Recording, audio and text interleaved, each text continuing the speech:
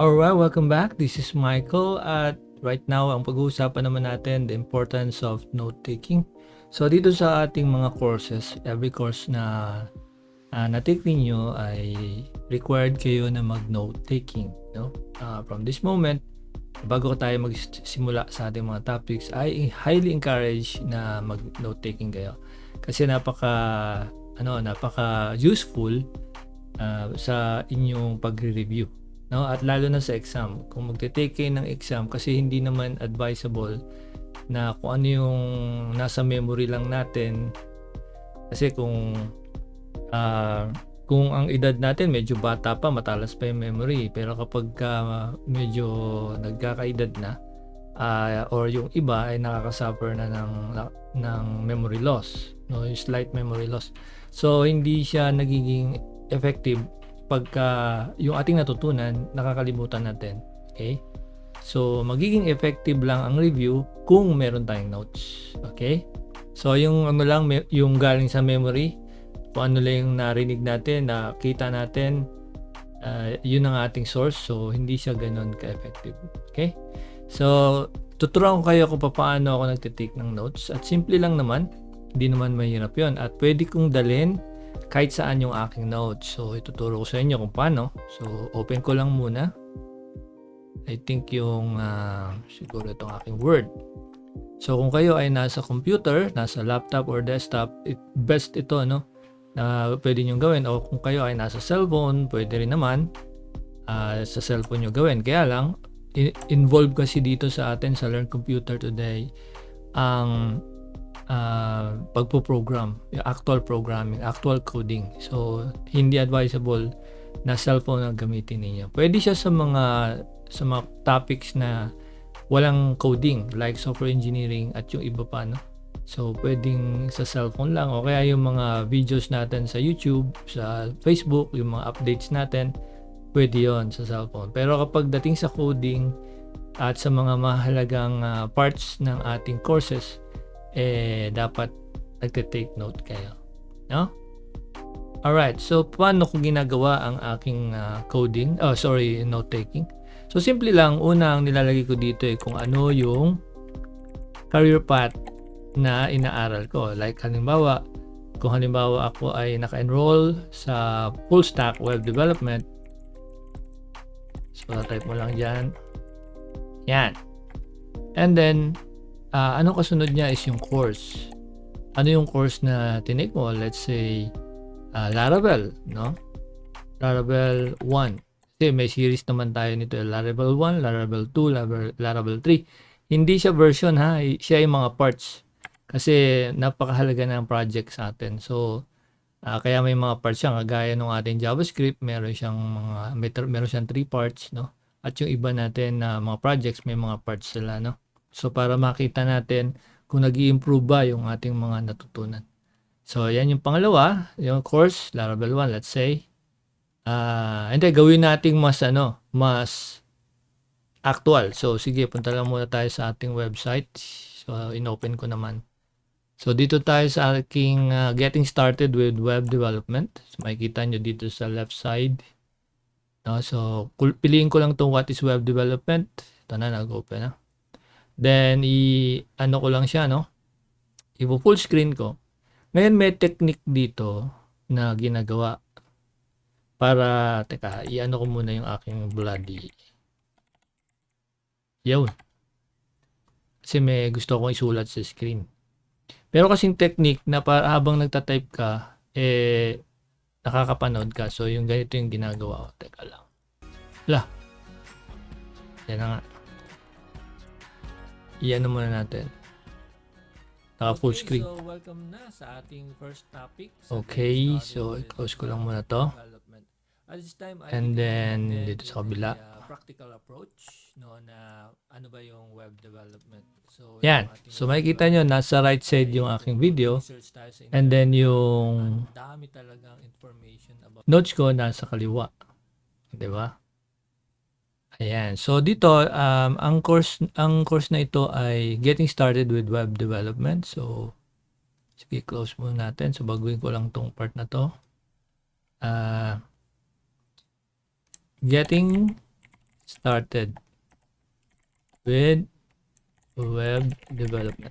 Yan. Tapos, lalagay ko kung anong rank yon, no? Rank 1A. Ganyan. No?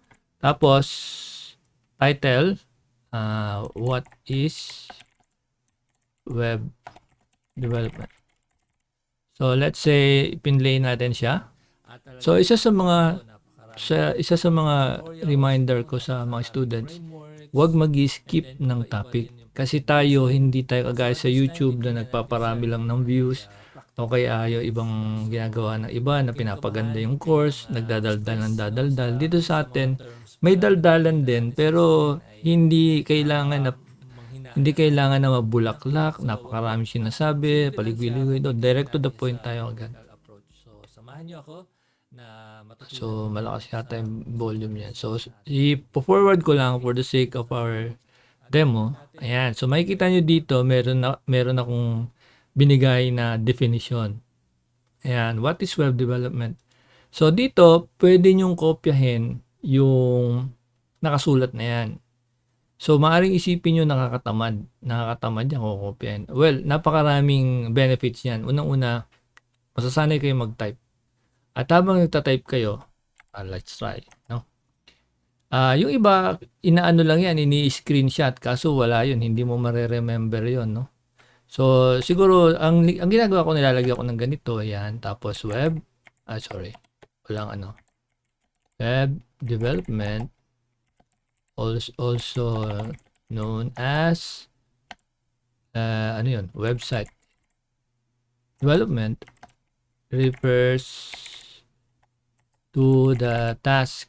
Meron talaga tayong AI associated with.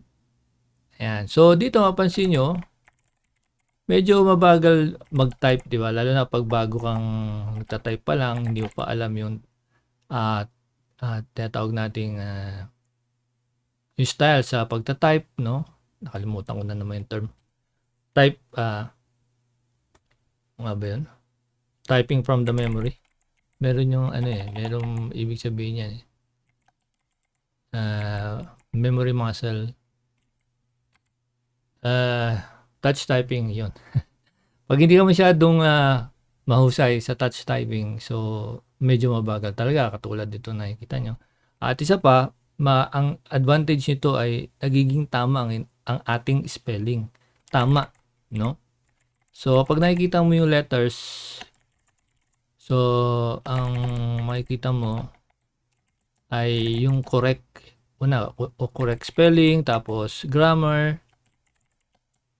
So, kapag nasanay ka sa pagta-type ng ganyan and ang tina-type mo lagi is about the topic na itong gusto mo o lalo na itong learning. So, ayan. It may, however, minsan sinasabi ko pa yan, also include, so napapractice din yung aking pronunciation. Minsan pag may nakita ako parang web programming and database, medyo matagal lang siya, no, bago mo matapos ang isang topic, ang tagal kasi tinatype mo pa, no? Pero not necessary lahat i-type mo, no? Yun lang mahalaga. Katulad nito, yung definition, kailangan mo siyang i-type, no? Kailangan mo siyang ma-analyze, no? So, dito naman sa courses natin, ini-explain yan ano ibig sabihin. Okay? Ini-explain dyan kung ano ang ibig sabihin ng definition. So, hindi mo na kailangan isipin kung saan mo pa i-research kung ano ibig sabihin yan. Ini-explain na yan mismo sa ating mga topics. Okay? So, hindi ka na mahirapan. Ang maganda lang dito is, once na natapos ka na dito sa specific topics at natapos mo na karamihan ng nasa course or marami ka ng topic na natapos, kumbaga tuloy-tuloy mo lang to, rank 1A, tapos rank B na yung kasunod, no? Rank B, 1B, ayan, ganyan, no? So, tatype mo lang lahat ng mga natutunan mo doon. And once na dumami yan, hindi mo na kailangan i-open yung nasa website para mag-review lang. Titingnan mo lang yung notes mo. Maaalala mo na, ito nga pala yun. Oo nga. At kahit na nasa sasakyan ka, halimbawa sa jeep, sa bus, no? O kaya nakatambay ka sa isang lugar, wala kang ginagawa at wala kang internet, open mo lang itong iyong notes, no? Madali lang naman yan i-convert sa PDF, no? So i-convert natin siya mamaya. So just in case na encounter ninyo, nandun kayo sa coding, sige lampasan muna natin yan for the sake of demo. Punta tayo sa simple project. Okay, kung paano ko pala nagawa to, na nakahati siya, ang pinindot ko lang is yung Windows, Win logo. No, sa keyboard meron tayo diyang Win logo sa tabi ng, halos tabi ng keyboard, ng space. Diyan sa keyboard niya meron diyang Win logo. No, sa Apple naman, sa Mac, meron diyan itong ating command. No, tapos sasamahan nyo lang siya ng arrow right or left. No, kasi kapag ito, halimbawa, pinull screen ko, no, para bumalik lang sa ganung estado, logo, then left, nasa kaliwa siya. Pagka, halimbawa, ayoko i-close, mahirap hanapin ulit yan. Basta gusto mo siyang i-left or right, yan, left or right lang, lalabas na yung kalahati. No? So, let's try muna dito sa coding. So, may mga instances na kung saan ay tuturuan kayo mag-code. No, I think hindi dito yun. Dito na nga. Pero nakaano tayo, hindi tayo gumamit ng IDE dito. Notepad lang, no? So, tingnan natin kung asan yung code. Ayan, so ito yung code, di ba? So makikita nyo may code dyan. Ang ginagawa ko dyan is nag-screenshot lang ako. So ginagawa ko to, kunyari, para ma-review ko siya kasi hindi ko naman madadala ang laptop at saka computer kung saan man ako pumunta. No? So i-full screen ko muna siya. Then i-play ko siya and then ipopost ko kung saan kita yung buong code. Let's say kung ano man yung topic, nasa na. Ayan, ako mabilis kasi. Now, let's say, kasi nag-explain ako dyan. No? Sabihin na natin ito yung code kasi hindi ko makuha yung eksaktong code. Yan na yung code, kita nyo na. At ginagawa nyo na, yung sa actual coding, ginawa nyo na. Siyempre, hindi naman ninyo dala lagi ang laptop at ang ating computer. So, ang ginagawa ko dyan is in-screenshot ko lang. So, ang gamit ko ngayon ay itong ano ba yung pinindot ko? Ang pinindot ko ay, teka lang, Control, tapos, Control, hindi pala, sorry, hindi Control. Win logo, yan, Win logo plus Shift sa keyboard, po? Plus S. Tama ba? Ayun, tama. No, so, logo ulit, right? Ayan, babalik na siya sa dati. Okay? So, ayan. So, ganyan po ang paggagawa ko ng note. So, dahil nakopya ko na siya, na-screenshot ko na siya, lalagay ko lang siya dito sa next, sa may baba dito sa kaliwa, so makikita niyo sa screen. Tapos paste ko lang. Ayan, so ito yung kinopya ko from the video. No, makikita niyo nandiyan pa yung itong ating play sign. Play, no? So, okay. So ko muna to, no? So gagandahan niyo lang yung format. Ayan, kung gusto niyo siya mas parang maganda tingnan, kayo na gumawa ng paraan ng styling, colors, kayo na bahala para mas madali nyo ma-review. Okay, so ang purpose nito is madali nyo ma-review, hindi nyo kailangan i-play ulit yung last topic, hindi nyo kailangan i-scan ulit yung mga videos para hanapin lang na hinahanap nyo. So ganito lang yung paraan para ma-review nyo siya, no?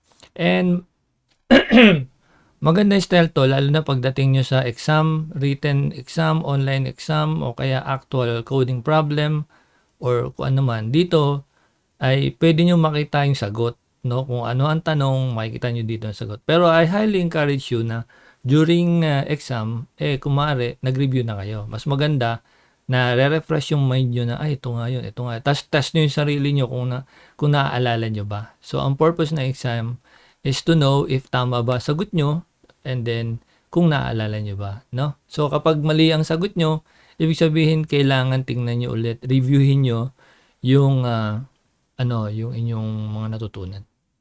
So, eto na siya, no? Ganyan lang kasimple. And dadami yan. So, let's say, dito sa susunod, lagyan mo lang ng space, rank 1B. Tapos kung ano man ang title no? Ayan, so sa rank 1B, ano ba meron dyan, no? Introduction. Ito na yan. Kaya ganyan po ang style natin. What is Web Development 2? Ayan. Type po lang dito. What is Web Development 2? Ayan. So, hindi siya camel case net. So, kayo nang bahala kung paano nyo papagandahin yung format ng inyong notes. Ayan.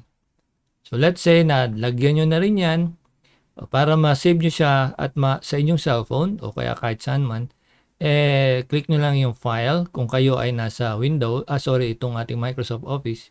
Meron dyang save as dito, no? Save as yan, pinindot ko. Medyo maliit yung screen, no? Hindi na maano. So, ayan, save as. Tapos, lagyan mo lang ng, hindi kita, pangalan dito sa taas. Let's see kung kita ba. Ayan, no? So, ito, save as lang. And then, saan mo ba isi-save? Browse tayo. Saan mo ilalagay? Let's say, kung saan man gusto mo ilagay. Hindi, lagay natin sa ano muna. Ano ba? Desktop. Dito, makikita nyo meron ditong career path docs. Yan yung parang pangalan ng file na to. Tapos Word document. Ang gagawin mo lang is ano mo lang to, tapos piliin mo lang yung nandito PDF. Ayan. No? So, ang ilalagay ko siya sa aking siguro, saan ba? Desktop muna siguro. Yan, desktop. So, sige, para kita natin agad. Ayan. So, let's see kung open siya. Ito na, nag-open na siya sa PDF. So, pwede mo to i-upload sa yung Google Drive, sa yung personal email. Pwede mo email sa sarili mo o sa Google Drive na mismo. Then, pwede mo siya i-download using your cellphone. And then, dyan, makikita mo lahat yung iyong mga pinag-aralan doon sa specific recording na note-taking na ginawa mo. So, mas mabilis to mag-review. And marirecall mo agad ano yung mga ginawa mo. At mas maganda din kung nag-code kayo ng sarili nyo, ginawa nyo talaga, no? At yan ay required, hindi kayo makakapasa sa course kung hindi nyo gagawin. Yung mismong code nyo, pwede nyo i-screenshot din, lagay nyo dito, mariremind kayo kung gaano kayo na-challenge sa ating mga projects. Yan, no? So, mabilis lang siya, di ba? So, mabilis lang ma-review at madali lang gawin. So, gawin nyo po yan dito sa ating mga courses at I highly encourage na kayo ay lalong mag-aral at para mas dumali ang inyong pag-aalaala doon sa inyong mga inaral, gawin nyo yan, no? Hindi nyo na kailangan balikan yung mga nakalimutan nyo na, no? Tingnan nyo lang yung mga notes, pag sama-samahin nyo yung mga notes sa isang folder, then marirecall nyo na yung inaral. Alright? So, yun lang po, no? At para kayo ay lalong matuto. Alright, magkita tayo sa sunod na lesson. Kung nakita nyo itong video na to sa YouTube, Facebook, plano ko po i-upload. At like nyo ng mga updates and lalo na sa mga free courses natin at updates sa mga courses, paki-hit ang like and follow, no? So, hindi naman tayo vlogger pero ma-update naman kayo kung anong latest. Okay, subscribe, follow, yan. Okay, bye-bye po.